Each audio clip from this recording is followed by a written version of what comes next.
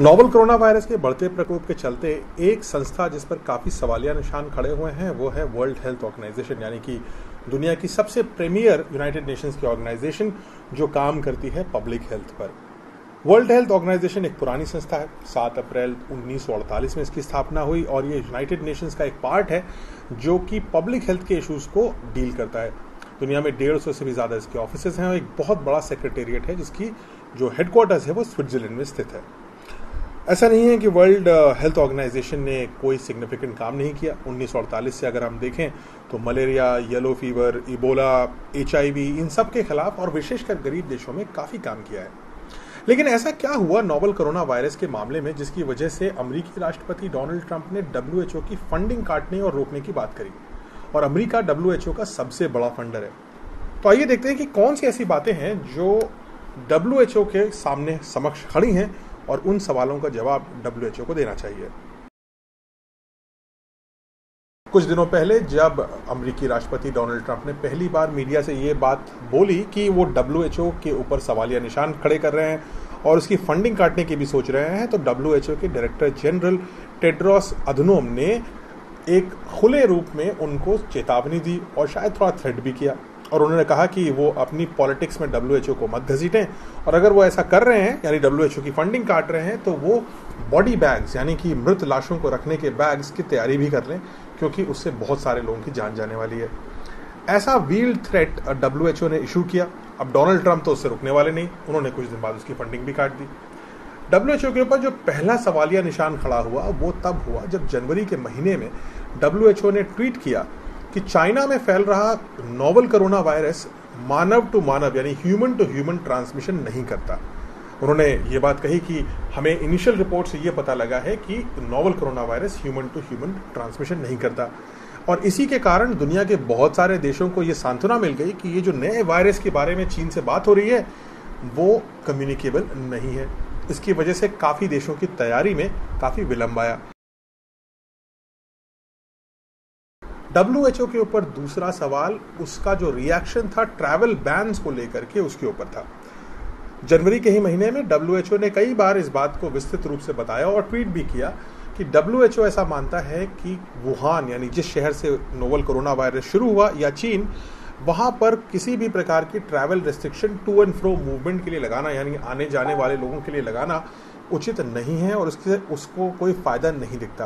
यानी WHO ने travel restrictions के ऊपर जनवरी के महीने में अपनी नेगेटिव मोहर लगा दी, और उसकी वजह से कई देशों ने जिन्होंने ट्रैवल रिस्ट्रिक्शन लगाने की सोचने की शुरुआत करी थी उन्होंने WHO की इस बात को मान करके शायद ट्रैवल रिस्ट्रिक्शंस लेट लगाई, और इस विलंब के कारण उनके देशों में भी ये नोवल कोरोना वायरस फैल गया। WHO से तीसरा सवाल ये है कि WHO ने लगातार जनवरी से लेकर के आज तक चाइना और चाइनीज गवर्नमेंट के नोवल कोरोना वायरस के खिलाफ किए गए एफर्ट की सराहना करी है। सारी दुनिया का मानना है कि चीन ने इसमें इंफॉर्मेशन ना सिर्फ छुपाई है बल्कि कुछ लोगों का तो ऐसा भी मानना आने लगा है कि शायद ये वेट मीट मार्केट से नहीं, ये किसी लेबोरेटरी से लीक्ड एक वायरस है जिसके बारे में अभी कुछ भी कहना असंभव है। लेकिन चीन ने अपनी वेट मीट मार्केट्स दोबारा चालू कर दी तुरंत ही 1 महीने के अंदर। साथ ही साथ चीन से जो भी हेल्थ केयर या PPEs या मास्क, ये सारे जो हेल्थ केयर के वर्कर्स के लिए सामान जा रहा है उसमें कहीं ना कहीं काफ़ी डिफेक्ट्स आते जा रहे हैं। इसके बावजूद वर्ल्ड हेल्थ ऑर्गेनाइजेशन लगातार चीन की तारीफ करता रहा और चीनी सरकार की भाषा बोलता रहा, और इसकी वजह से सारी दुनिया में वर्ल्ड हेल्थ ऑर्गेनाइजेशन और उसकी लीडरशिप टीम के प्रति जो विश्वास था, जो ट्रस्ट था, वो काफ़ी इरोड हो गया है। WHO के ऊपर चौथा सवाल ताइवान को लेकर के है। ताइवान एक छोटा सा देश है जिसकी आबादी महज 2.5 करोड़ से भी कम है और ये चीन से काफ़ी लगा हुआ देश है, और चीन इसके ऊपर अपनी जो कब्जा है वो जमा के रखा हुआ है। लेकिन ताइवानी लोग अपने आप को एक अलग राष्ट्र के रूप में देखते हैं। इनफैक्ट UN की अधिकतर संस्थाओं में कुछ समय पहले तक ताइवान को एक अलग स्थान दिया जाता था, लेकिन चीन के डिप्लोमेटिक प्रेशर के चलते, जो उसके ट्रेड प्रेशर की वजह से बनता है, 2016 के बाद से ताइवान को चीन का हिस्सा पूर्णतया मान लिया गया, without its wishes, against it's wishes actually, और ताइवान का जो सीट था WHO में वो खत्म कर दिया गया। ताइवान को WHO अब चीन का हिस्सा मानता है। ताइवान और चीन में जो नोवल कोरोना वायरस का स्प्रेड रेट है और जो उसको कंटेनमेंट का तरीका है वो काफ़ी अलग रहा है। ताइवान में नोवल कोरोना वायरस के 1000 से भी कम मामले हैं और जो डेथ रेट है वो भी काफ़ी कम है। लेकिन ताइवान को एक अलग एंटिटी का दर्जा ना दे करके और वो दर्जा हटा करके WHO ने ताइवान को खतरे में डाल दिया। इनफैक्ट एक रिपोर्टर ने, हांगकांग बेस्ड रिपोर्टर ने, जो WHO के असिस्टेंट डायरेक्टर हैं, यानी WHO के सेकंड मोस्ट इंपॉर्टेंट पर्सन, जो एक कैनेडियन डॉक्टर हैं, डॉक्टर ब्रूस आइलवार्ड, उनसे एक सवाल पूछा ताइवान के बारे में। तो WHO considered Taiwan's membership.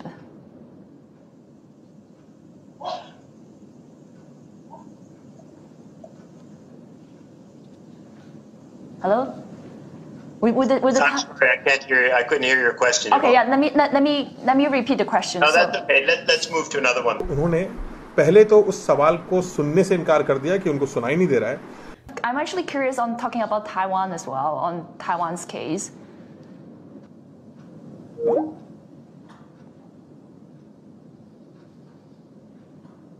फिर उन्होंने उस सवाल को जब दोबारा पूछा गया तो उन्होंने कनेक्शन काट दिया। And I just want to see if you can comment a bit on how Taiwan has done so far in terms of containing the virus. Well, we've already talked about China. और जब दोबारा उनको connection स्थापित किया गया तो उन्होंने Taiwan को नाम लेने से ही इनकार कर दिया और उसको चीन का हिस्सा बता दिया। WHO के ऊपर 5वां सवाल यह है कि उसने नोवल कोरोना वायरस को एक वैश्विक महामारी यानी पैंडेमिक घोषित करने में 2 महीने से भी ज्यादा का समय क्यों लिया। इनफैक्ट उसने इसको पैंडेमिक घोषित किया 11 मार्च 2020 को, जिसके 2 दिन पहले ही इटली ने संपूर्ण लॉकडाउन कर दिया था अपने देश में, बिकॉज जो स्प्रेड था नोवल कोरोना वायरस का वो बहुत ज़्यादा तेज़ी से फैल रहा था और मौतें भी होनी शुरू हो गई थी। उसके पहले भी चीन और उसके आसपास के क्षेत्रों में, साउथ कोरिया, भारत में भी आ चुका था, US में भी आ चुका था, ये कई जगह ऑलरेडी फैल चुका था। यानी कोई ऐसी बीमारी जो ऑलरेडी करीब 100 मुल्कों में पहुंच चुकी थी, उसको एक वैश्विक महामारी घोषित करने में WHO ने इतनी देर क्यों लगाई? क्या इसमें चीन के आर्थिक इंटरेस्ट को ध्यान में रखते हुए इसको पैंडेमिक घोषित करने में देरी करी गई? जो भी हो, पैंडेमिक की घोषणा में देरी की वजह से बहुत सारी जानों के ऊपर खतरा मंडराने लगा और शायद अगर हम इसको जल्दी पैंडेमिक घोषित कर देते तो बहुत सारे दुनिया के देश पहले से ही तैयार हो जाते और जो नोवल कोरोना वायरस का स्प्रेड रेट और डेथ रेट है उसको हम कम कर सकते थे। WHO के ऊपर जो आखिरी सवाल है वो ये है कि WHO ने नोवल कोरोना वायरस की जो उत्पत्ति है, यानी वो कहाँ से शुरू हुआ, उसकी ओरिजिन क्या है, वो कहाँ, या लैब से शुरू हुआ या किसी वेट मार्केट से शुरू हुआ या किसी जानवर के अंदर से निकला, इसके ऊपर जो रिसर्च होनी चाहिए थी, जो फैक्ट फाइंडिंग होनी चाहिए थी, उसने चाइना को आउटसोर्स कर दी। WHO अब ऐसे बिहेव करने लगा है जैसे वो चाइना का इंग्लिश ट्रांसलेटर है, यानी चाइनीज गवर्नमेंट जो भी कहती है उसको अंग्रेजी में ट्रांसलेट करके वो ट्वीट कर देता है। ये चाइना की गवर्नमेंट के ऊपर ओवर रिलायंस और ओवर ट्रस्ट के चलते ही अमेरिकी सरकार और दुनिया की कई सरकारों ने WHO से नाता तोड़ने की या तो शुरुआत कर दी है या इस सोच पे पहुंच चुके हैं।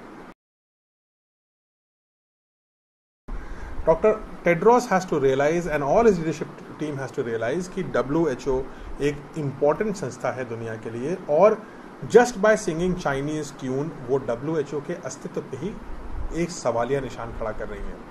ऐसा नहीं है कि दुनिया में WHO के ऑल्टरनेटिव्स नहीं है, डॉक्टर्स विदाउट बॉर्डर्स और बहुत सारी ऐसी संस्थाएं हैं जो WHO की जगह ले सकती हैं, लेकिन WHO को अगर दुनिया खो देता है तो ये नोवल कोरोना वायरस से जो हमें नुकसान हो रहे हैं उनमें से एक बड़ा नुकसान होगा और इसके लिए जिम्मेदार WHO की लीडरशिप टीम खुद होगी। समय आ गया है कि वो चाइना से अपने नातों को न्यूट्रलिटी के रास्ते पे लेके जाएं और सारी दुनिया की सेवा करते हुए ये जो नोवल कोरोना वायरस है उसकी ओरिजिन, उसके ट्रीटमेंट और जो भी जिम्मेदार है उसके लिए उसको पॉइंट आउट करना उनके लिए आवश्यक है। इसलिए नहीं है कि हमें सवालिया उंगलियां उठानी है एक दूसरे के ऊपर, बल्कि इसलिए कि अगर हम इस वायरस के बारे में ज़्यादा जान जाएंगे तो इस वायरस के इलाज को बनाने में भी जो हमारा एफर्ट है वो ज़्यादा सक्रिय और ज़्यादा सफल हो सकता है।